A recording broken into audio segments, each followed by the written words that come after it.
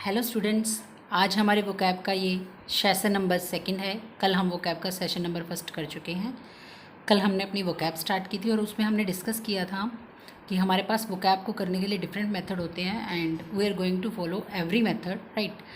हम हर एक मेथड फॉलो करने वाले हैं ताकि जो भी वर्ड जिस भी तरह से यूज़ हम कर सकते हैं या लर्न कर सकते हैं, ऐड कर सकते हैं अपनी वोकैब के अंदर, उसको हम उसी तरह से ज़्यादा इजी वे, अगर उस वर्ड को ऐड करने का है हमारी वोकैब में, तो उसी वे से हम क्या करें, उसको अपनी वोकैब में ऐड कर लें, राइट। तो कल हमने डिस्कस किया था कि different method we have to learn vocab, और कल हमने जिस मेथड पे वर्क किया था that is root method, okay. और रूट मेथड को हमने डिस्कस किया था।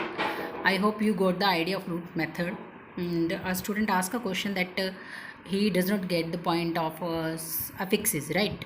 तो affixes का उसको नहीं पता लगा है, तो थोड़ा सा affixes मैं आपको बता देती हूँ। देखिए, रूट मेथड हमने किया था कि इसमें एक रूट वर्ड होता है और उससे पहले क्या होता है, एक रूट वर्ड होता है, राइट। क्या होता है बेटा, रूट वर्ड होता है। उससे पहले कुछ लगता है तो उसको बोलते हैं प्रीफिक्स, उसके बाद कुछ लगता है तो उसको बोलते हैं सफिक्स, और इन दोनों को ही हम क्या बोलते हैं, एफिक्सिस। हमारे पास एफिक्सिस होते हैं, ठीक है। एफिक्सिस दो पार्ट्स में बटा होता है, जो कि क्या है, प्रीफिक्स।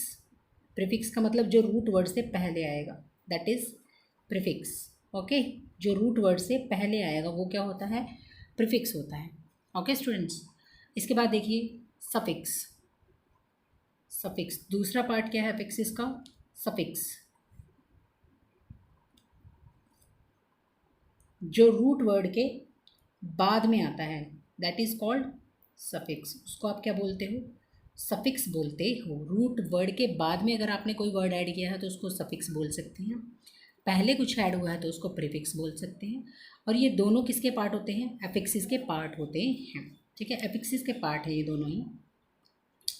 अब एग्जाम्पल मैंने आपको समझाया था कि प्रीफिक्स या एफिक्सिस जो होते हैं, सफिक्सिस जो होते हैं, आप बोल सकते हो सफिक्स जो होते हैं वो क्या काम करते हैं, कि कई बार तो ये क्या करेंगे, रूट वर्ड का मीनिंग चेंज कर जाते हैं। Sometimes they change the meaning of the root word, right.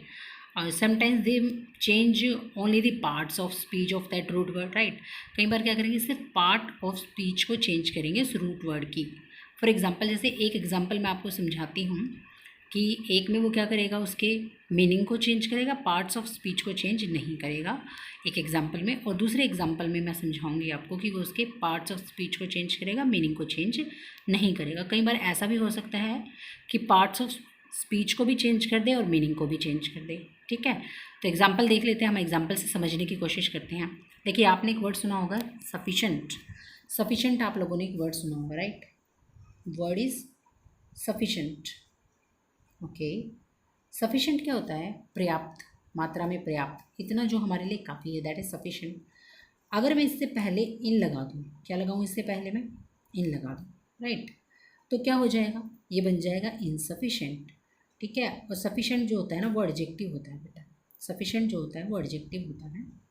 Insufficient लगाते ही क्या किया, इन ने क्या किया, एक नेगेटिव मीनिंग जो है सफिशेंट के अंदर डाल दिया। क्या डाला, एक नेगेटिव मीनिंग डाल दिया सफिशेंट का, ठीक है। तो इसका मतलब अगर पर्याप्त था, मात्रा में काफ़ी, इतना जितना हमें चाहिए उतना है, तो इन लगाते ही नेगेटिव मीनिंग यानी कि मात्रा में अपर्याप्त हो जाएगा, ठीक है। तो इसका मीनिंग क्या हो जाएगा, इनसफिशिएंट हो जाएगा। यानी कि इसने क्या किया, इन ने इस रूट वर्ड से पहले आकर इसके मीनिंग को चेंज किया है, ना कि पार्ट्स ऑफ स्पीच को, क्योंकि पार्ट्स ऑफ स्पीच तो अभी भी क्या रहेगी, एडजेक्टिव रहेगी। आई hope you got this point, right. कि एक में उसने क्या किया है, मीनिंग को चेंज किया है, ओके। दूसरे में हम देखते हैं, देखो ऑनेस्ट एक वर्ड आपने सुना होगा, it's a very common word honest.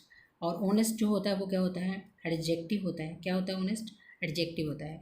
If you want to use this as a noun, right, if you want to use this as a noun then you are going to add y at the end, right, and the word which we are adding at the end is known as suffix। क्या बोलते हैं उसको, suffix बोलते हैं। तो हमने y इसके अंदर ऐड किया है और अब ये क्या बन गया, एक नाउन बन गया है। यानी कि मीनिंग तो वही देगा, मीनिंग वही रहेगा बेटा, बट पार्ट्स ऑफ स्पीच क्या हो गई, चेंज हो गई, ठीक है। तो मैंने आपको बोला था ना, कई बार क्या करेगा, ये पार्ट्स ऑफ स्पीच को चेंज कर देगा, कई बार क्या करेगा, वो मीनिंग को चेंज कर देगा, ठीक है। और हो सकता है कि मीनिंग भी चेंज कर दे और पार्ट्स ऑफ स्पीच भी चेंज कर दे।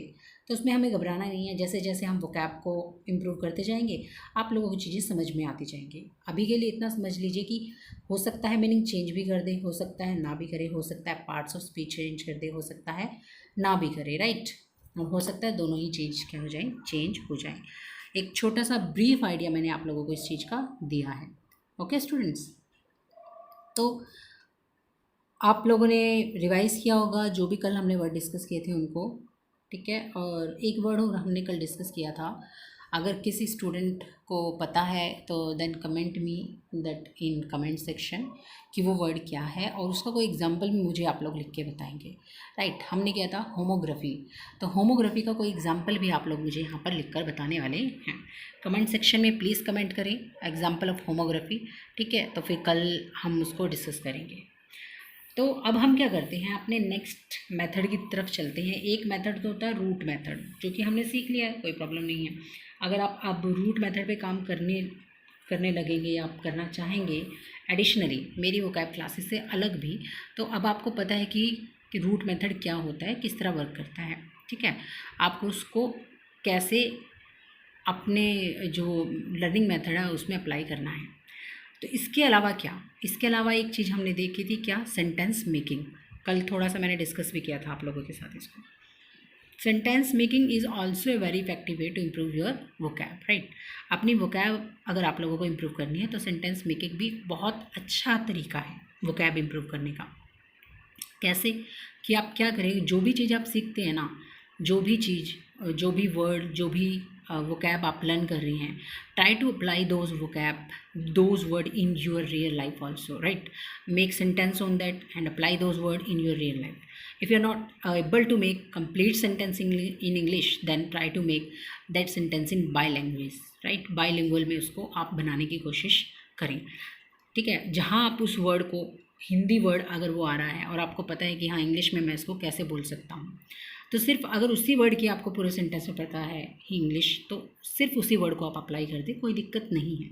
स्टार्टिंग में जब तक आप पूरी एक अच्छी वोकैब आपके पास नहीं हो जाती है तो आपको ये मेथड अप्लाई कर लेना चाहिए, इसमें कोई प्रॉब्लम नहीं है स्टूडेंट्स, क्योंकि एटलीस्ट कम से कम आप जो सीख रहे हैं उसे तो आप अप्लाई कर पा रहे हैं ना, ठीक है। धीरे धीरे जैसे जैसे वोकैब इम्प्रूव होती जाएगी तो one day you will find that you are able to make the whole sentence in English because your vocab is improve, right.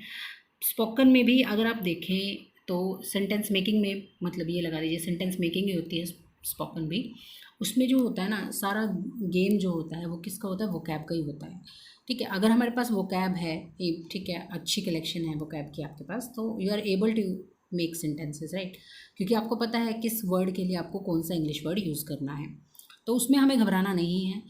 यही मेथड है जिस पे आज हम काम करने वाले हैं। और हम इसमें कैसे काम करेंगे, यहाँ पर मैं सिर्फ आपको वर्ड जो है, आज हम इसकी स्टार्टिंग इडियम और फ्रेजेस से करने वाले हैं कि कैसे इडियम फ्रेजेस को आप अपने रियल लाइफ में अप्लाई कर सकते हैं, ठीक है। मैं यहाँ पर आपको ईडियम बताने वाली हूँ, फिर उसका मीनिंग डिस्कस करने वाली हूँ, फिर कुछ ईडियम्स को मैं सेंटेंस मेकिंग के थ्रू आपकी रियल लाइफ से कनेक्ट करने की कोशिश करूँगी, ताकि आप लोगों को समझ में आए कि कैसे आप ईडियम एंड फ्रेजेस को रियल लाइफ से कनेक्ट कर सकते हैं। And students try to apply those idiom and phrases which we are going to learn today in your daily life, right. Whatever you learn, try to apply those in your daily life, and this is a very effective method to improve English. और इससे क्या होगा कि आपको चीज़ें revise भी नहीं करनी पड़ेंगी, राइट, क्योंकि आप उसको अप्लाई कर रहे हैं ना, तो वो अपने आप ही रिवाइज़ हो जा रही हैं, तो आपको रिवाइज करने की अलग से ज़रूरत नहीं पड़ेगी, ठीक है। जैसे फॉर एग्जांपल मैं आपको अगर समझाऊँ एक छोटा सा example, first idiom and phrases ही हम उठा लेते हैं, वहाँ से इसको हम एग्जांपल को समझने की कोशिश करते हैं कि मैं क्या कहना आपसे चाह रही हूँ। तो हमारे सामने क्या लिखा है, एक्लीज़ हील्स। एक्लीज़ हील्स क्या वर्ड है ये, एक्लीज़, व्हाट इज़ दिस, एक्लीज़, एक्लीज़, एक्लीज़ हील्स। इसका मतलब क्या होता है, इसका मतलब होता है small but fatal weakness, right, a small but fatal weakness, ठीक है, छोटी लेकिन कैसी, घातक कमजोरी होती है, उसको हम बोलते हैं क्या, एक्लीज़ हील्स, ठीक है। अभी देखियो मैं आप लोगों को क्या करती हूँ, इसको बाइलिंगुअल में बना के दिखाती हूँ, आप लोग भी ये ट्राई कर सकते हैं अगर आपके पास वर्ड्स जो हैं लैक ऑफ वर्ड्स हैं, if you have lack of words then you can try this method also, right. Bilingual में हम कैसे बना सकते हैं कि आप एक इंटेलिजेंट स्टूडेंट हैं, उसके बाद भी आप क्या कहीं भी आप सक्सेस नहीं हो पा रहे हैं, तो क्या करें, आप अपनी एक्लिज हील्स को फाइंड आउट करने की कोशिश करें, यानी कि स्मॉल बट फैटल वीकनेस जिसकी वजह से आप बार बार क्या हो रहे हैं, फेल हो रहे हैं, ठीक है, उस चीज़ को अचीव नहीं कर पा रहे जिससे आपको अचीव करना है, ठीक है। आप इंटेलिजेंट हैं, नो डाउट आप इंटेलिजेंट हैं, लेकिन फिर भी क्या हो रहा है, फेलियर का आपको सामना करना पड़ रहा है, आपको फिर भी फेलियर का सामना करना पड़ रहा है। तो इसका मतलब क्या है, कहीं ना कुछ दिक्कत तो है, तो उस दिक्कत को आप फाइंड आउट करें। इंटेलिजेंट है तो ऑब्वियसली बात है कि ज़्यादा बड़ी प्रॉब्लम तो नहीं है, तो स्मॉल प्रॉब्लम है, लेकिन वो क्या कर रही है, आपको बहुत ज़्यादा हार्म कर रही है। तो आई होप आप लोगों को समझ में आएगा कि बायलैंग्वेज में आप इसको कैसे अपनी रियल लाइफ से कनेक्ट कर सकते हैं। तो आप ऐसे भी कनेक्ट कर सकते हैं, जो भी इडियम फ्रेजेस आप यहाँ पर सीखें, तो देखिए वो रियल लाइफ में अगर आप उसको अपनी लाइफ से कनेक्ट करना चाहें, तो आपकी लाइफ में कोई है ऐसा इंसिडेंट हुआ है जहाँ पर आप उसको उस इडियम और फ्रेजेस को अप्लाई कर पाएँ, राइट। जैसे कि इसको अगर मैं पूरा इंग्लिश में अगर हम इसको बोलना चाहें एक्लीज हील्स को, तो वो भी हम ट्राई कर सकते हैं। अगर किसी स्टूडेंट्स के पास वर्ड्स हैं तो वो उसको टोटली इंग्लिश में भी बना सकता है, कोई ज़रूरी नहीं है कि आप बायलैंग्वेज में ही बनाएंगे। लेकिन हाँ, हमने अभी अपने सेशन स्टार्ट किए हैं वोकैब सेशन, तो जो भी स्टूडेंट मुझसे जुड़ा है और उसके बाद वोकैब करना स्टार्ट कर रहा है, तो वो तो ये मेथड अप्लाई करें, ओके, कि जो भी आप सीखें एटलीस्ट उसको आप अप्लाई करें रियल लाइफ में, चाहे बाकी के वर्ड्स आप अप्लाई कर पा रहे हैं नहीं कर पा रहे हैं, नो मैटर, ओके। लेकिन जो हम यहाँ पर सीख रहे हैं at least you are able to apply those words in your real life, ठीक है। तो आप लोग भी मुझे क्या करेंगे, सेंटेंस बनाकर कमेंट करेंगे कमेंट सेक्शन के अंदर कि आपकी रियल लाइफ में वो कैसे वो चीज़ कनेक्ट आपकी रियल लाइफ से हुई, ओके। आप मेरे इंस्टाग्राम चैनल पे भी मुझे कमेंट कर सकते हैं, मेरे चैनल का नाम है इंस्टाग्राम पे logical English by Monika Sharma. चले, without any delay we will start our discussion and try to cover as much as idiom as we can.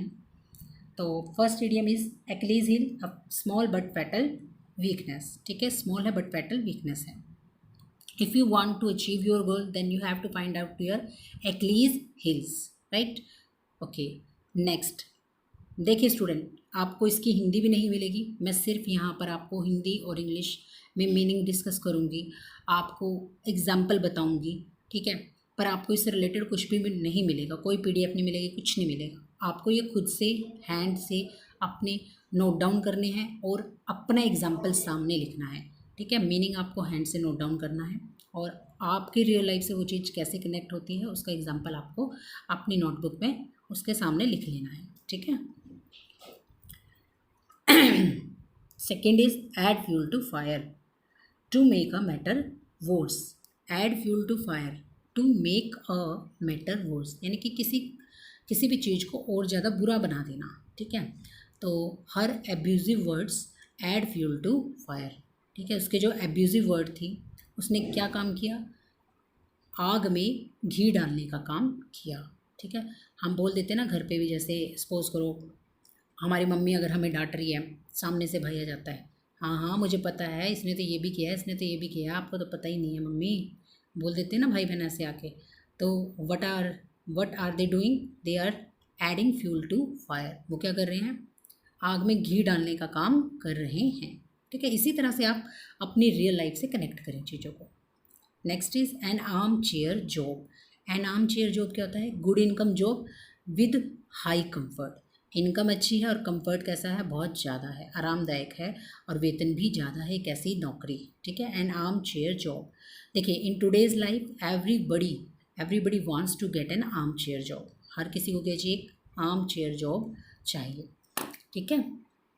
Next हमारा है an axe to grind. An axe to grind का मतलब होता है something done for selfish reason, something done for selfish reason. कोई काम जब अपने स्वार्थ के कारण आप कर रहे हैं तो उसको हम क्या कह सकते हैं, एन एक्स टू ग्राइंड। जैसे कोई पर्सन होता है ना, वो दूसरों से तभी बात करता है जब उसको कुछ अपना मतलब निकलवाना हो, होते हैं ना रियल लाइफ में भी हमारे ऐसे पर्सन्स, तो they have always an axe to grind, आप ऐसे बोल सकते हैं, they have an axe to grind, ठीक है, ओके।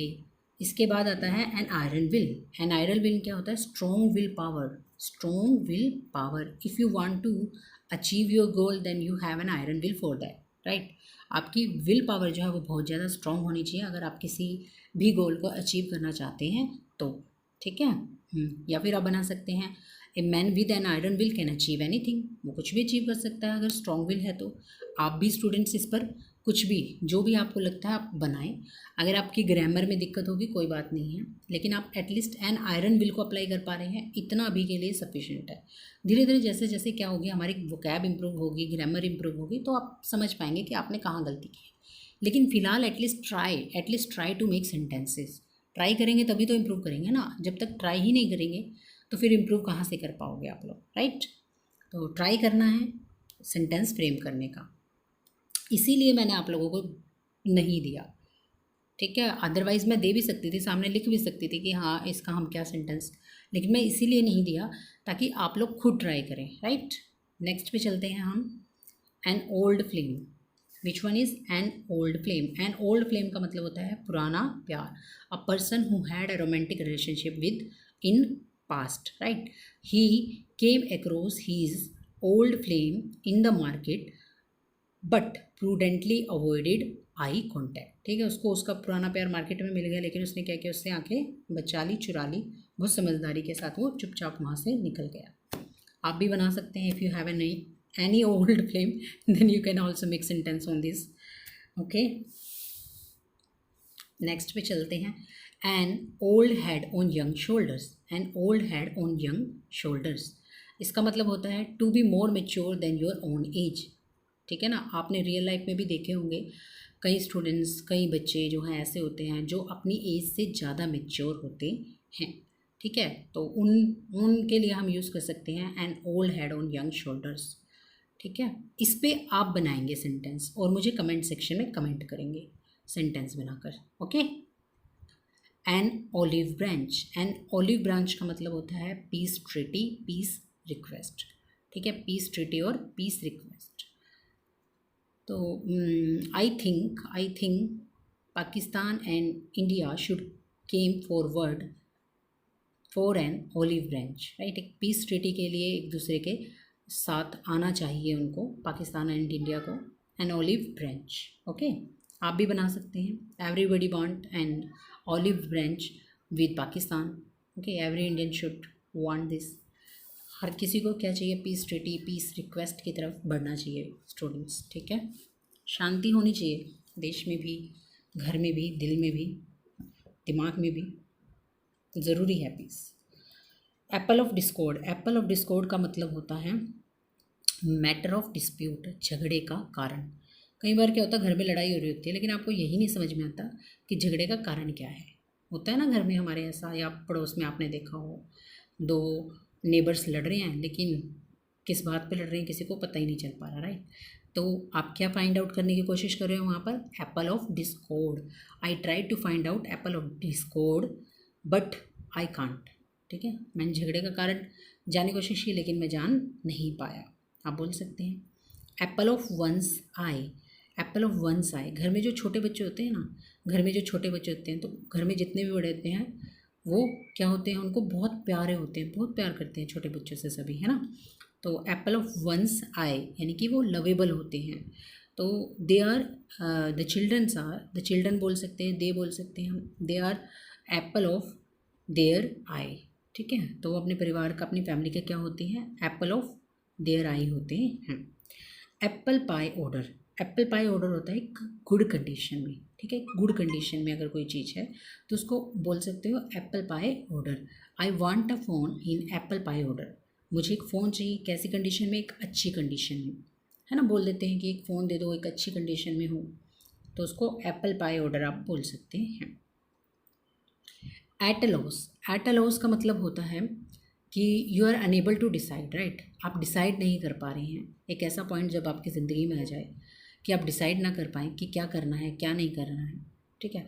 तो उसको आप बोलते हो eight a loss. I am eight a loss at this matter, ठीक है। इस मैटर पे मैं कुछ भी डिसाइड नहीं कर पा रहा हूँ कि what I have to do, कि मुझे क्या करना चाहिए। आप बाइलिंगुअल में भी सेंटेंस बना सकते हैं, ठीक है। तो अभी घबराना नहीं है, आपने एट अ लॉस तो सीखा ना एटलीस्ट, इसका मीनिंग आपको पता है ना क्या होता है, अनेबल टू डिसाइड। तो इसी को ही अप्लाई करो और उससे सेंटेंस बनाओ। एट अ लॉस लिख दो कि मैं क्या हूँ, एट अ लॉस हूँ इस मैटर पर, और इसीलिए, हाँ इसीलिए मैं बहुत चिंतित रहता हूँ, या जो भी आप मतलब जैसे भी आप सेंटेंस को फ्रेम करना चाह रहे हैं उसको आप बाकी सेंटेंस को हिंदी में लिख सकते हैं।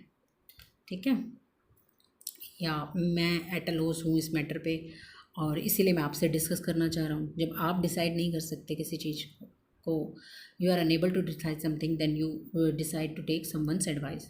ठीक है, तो आप डिसाइड करते हैं कि किसी की सलाह ले ली जाए ताकि उस मैटर पे कुछ डिसीज़न लिया जा सके।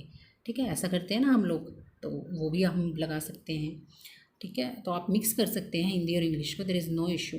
ठीक है, एट अ पिंच का मीनिंग होता है इन ट्रबल। कुछ लोग होते हैं वो बेचारे हमेशा किस में रहते हैं, मुसीबत में ही रहते हैं, या हम बोल देते हैं वो तो बेचारा हमेशा मुसीबत में ही रहता है। He is always at a pinch, यानी कि he is always in trouble, वो हमेशा मुसीबत में ही रहता है। But he faces them very bravely, लेकिन वो फिर भी क्या करता है, उनका सामना बहुत ब्रेवली करता है, बहुत साहस के साथ करता है। ठीक है, at arm's length, at arm's length यानी कि एट आर्म्स लेंथ का मतलब होता है avoid to become too friendly, किसी से बहुत ज़्यादा दोस्ताना ना रखना। ठीक है, जैसे घर में आप अगर देखें, कई बार मम्मी बोलती है कि वो लड़का अच्छा नहीं है, वो लड़की अच्छी नहीं है, उससे थोड़ा सा दूर रहना, तो उसके साथ ज़्यादा दोस्ती बढ़ाने की ज़रूरत नहीं है, होता है ना ऐसे। तो मम्मी क्या बोलेगी, हाँ उससे एट आर्म्स लेंथ पे रहना तुम, वो लड़का अच्छा नहीं है, आप इसको ऐसे भी बोल सकते हो, राइट।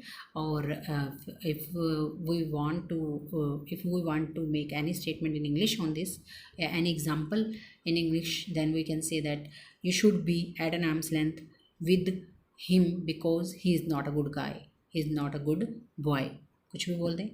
ठीक है, at daggers drawn, at daggers drawn का मतलब होता है bitter relation, enmity, people hating each other.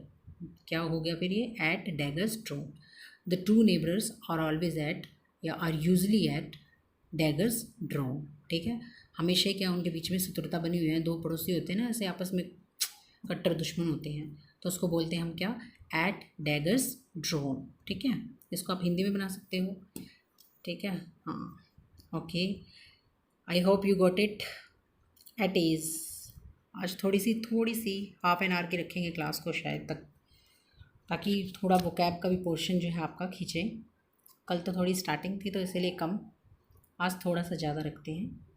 Attach, attach का मीनिंग होता है to free from pain and anxiety. Suppose कीजिए क्या है कि टेररिस्ट अटैक हो जाता है आपकी सिटी में, या आप कहीं गए हुए थे मॉल वगैरह में, वहाँ पर टेररिस्ट अटैक कर देते हैं, और after some time they went away, right, कुछ देर बाद वो चले जाते हैं। तो आप वहाँ पर जो मैनेजमेंट होगी या आपके जो फैमिली मेम्बर होंगे वो आपको क्या कहेंगे, बी एट एज। ठीक है, दे हैव गोन, कि वो जा चुके हैं, आप क्या हो जाएं, एट अ एज हो जाएं, यानी कि फ्री फ्रॉम एनेक्सिटी और पेन हो जाएं। टेररिस्ट क्या हैं, जा चुके हैं। ठीक है, at ease. Okay, at once fingers end, देखिए एट वंस फिंगर्स एंड का मतलब होता है to have complete knowledge about, किसी चीज़ के बारे में कंप्लीट नॉलेज होना। ओके, तो कहते हैं ना कई बार कि हाँ उससे तो तू इस बारे में कुछ भी पूछ ले, उसको सब कुछ पता है, उसको सब कुछ पता है इस टॉपिक के बारे में, तो बोलते हैं ना हम। तो he has this topic at his fingers end. ठीक है, यानी कि उसको इस टॉपिक के बारे में क्या है, कंप्लीट नॉलेज है। ओके, रियल लाइफ से कनेक्ट करें students, try to make sentences that you can apply in your real life. Okay, real life में। ठीक है, एडवांस सेंटेंसेस भी हम लोग बनाएंगे, लेकिन पहले रियल लाइफ से कनेक्ट करके बनाओ ताकि वो ज़्यादा आपके दिमाग में स्टे कर पाए वो चीज़, क्योंकि वो आपकी रियल लाइफ से कनेक्ट हो रही है। हम क्या करते हैं, टिपिकल वोकैब्स चुनने की कोशिश करते हैं कि हाँ मुश्किल से वर्ड चुनने, नहीं, जब आप लर्निंग स्टेज पे है ना तब ऐसा ना करें, अवॉइड करें इस चीज़ को। Try to learn everything as easy as you can, right, जितना आसानी से आप सीख पाएँ उतना आसानी से सीखने की चीज़ों को कोशिश करें। और कई बार स्टूडेंट्स, मैं आपको बताऊं, कई बार क्या होता है, हमारे सामने ही चीज़ें होती हैं, बस हमें उन्हें देखना होता है। हमारे सामने चीज़ें होती हैं, हमें देखना होता है उनको। ठीक है, हाँ, ये चीज़ आप हमेशा ध्यान रखेंगे, इसीलिए बहुत आराम से बहुत शांति के साथ सब कुछ सीखें, समझें, ताकि अगर कोई चीज़ आपके सामने है तो एटलीस्ट वो तो आप देख पाएँ कि हाँ इसका मीनिंग तो ये निकल सकता है, या इस तरह से मैं इस चीज़ का सॉल्यूशन निकाल सकता हूँ। चलिए नेक्स्ट देखते हैं हम at sixes and sevens. At sixes and sevens का मतलब होता है अस्त व्यस्त, in disorder, right. I can not show you my room, मैं आपको अपना कमरा नहीं दिखा सकती because it is at sixes and sevens, क्योंकि ये क्या है, इन अ डिसऑर्डर, राइट। और कई बार हम लाइफ के लिए भी यूज़ कर लेते हैं, जब लाइफ में कुछ भी अच्छा नहीं चल रहा होता, ऊपर नीचे हो रही होती है, उथल पुथल हो हमारी लाइफ में, तो हम बोल सकते हैं my life is at sixes and sevens, ठीक है। तो अस्त व्यस्त है मेरी लाइफ। एट स्टेक यानी कि टू बी एट रिस्क और इनसिक्योर्ड आप बोल सकते हैं। एट स्टेक का मीनिंग जो है वो ये होता है कि रिस्क है लेना, और इनसिक्योर्ड है कोई चीज़, जैसे कि सिद्धू मूसेवाला की जो हमारी सिक्योरिटी थी वो हटा दी, तो उसकी लाइफ क्या हो गई, एट स्टेक हो गई। आप ये हिंदी में देखो मीनिंग कर गए ना रिलेट, हिंदी में भी मीनिंग रिलेट कर पाएँ आप बस। तो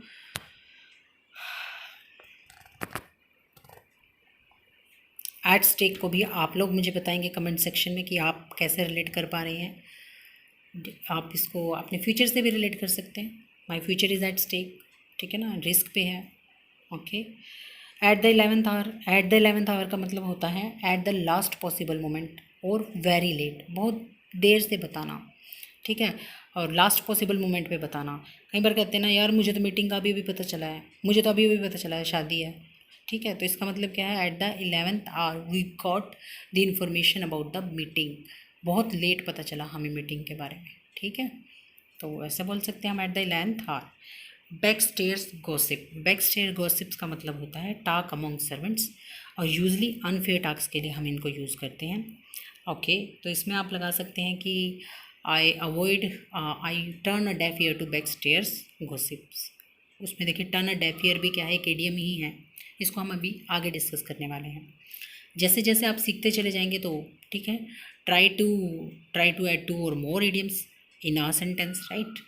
जैसे कि अगर इन्हीं में से ही आप बात करें तो क्या आप यूज़ कर सकते हैं 2 सेंटेंसेस को, दो इडियम्स एंड फ्रेजेस को एक ही सेंटेंस के अंदर। अगर आप कर पाएँ तो प्लीज़ मुझे कर बताएं, ठीक है। एक एग्जांपल मैं आप लोगों को दे देती हूँ। Be at an arm's length with him because he always has an axe to grind, ठीक है। उससे थोड़ा दूर रहें क्योंकि वो जो कुछ करता है अपने निजी स्वार्थ के लिए करता है, ठीक है। इतना मैंने आप लोगों को बता दिया है। I hope you like my discussion, you like my videos, my way of teaching, and if you like then please share, subscribe my channel, और कमेंट करके मुझे स्टूडेंट ज़रूर बताएंगे आप लोग कि आप लोगों ने क्या सेंटेंस बनाए हैं। Thank you, students. Okay, that's it. Thank you.